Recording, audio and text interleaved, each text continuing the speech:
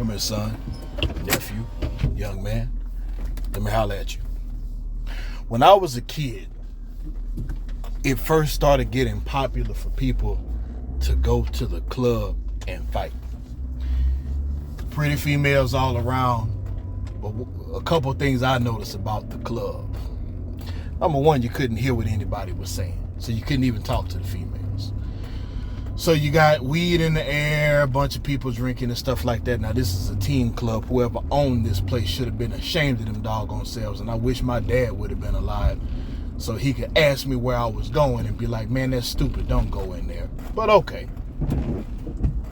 And I started thinking, okay, this ain't making a whole lot of sense because I don't see anything good coming out of it. All right. So time goes by, and then I'm not going to give the time frame because people might still be sensitive to this issue. But there was a popular basketball player around here who ended up getting killed hanging out in the streets. And I want to say it might have been at a club or near a club. And actually, there was a popular rapper who wound up going to jail. Wound up going to jail after shooting somebody after hanging in one of these clubs. So you know what that told me?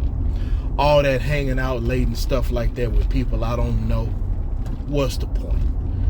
Now, I even made the statement one day that, you know, such and such would be alive if he had took his tail home instead of hanging out late. And you should have saw the backlash I got. People were ready to fight and ready to be upset and this and that and the other. And I said, okay, well, you know what?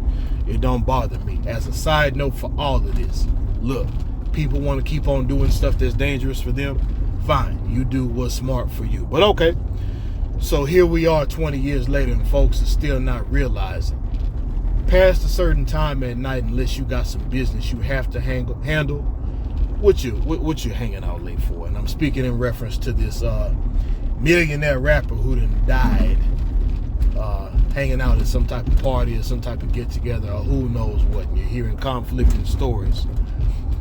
But rarely do you hear about people who are going to bed, getting ready to go to work the next day, showing up in the news dead.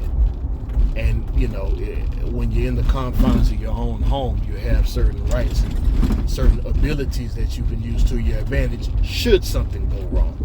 But all this hanging out and stuff like that, I don't know what's going on in Houston.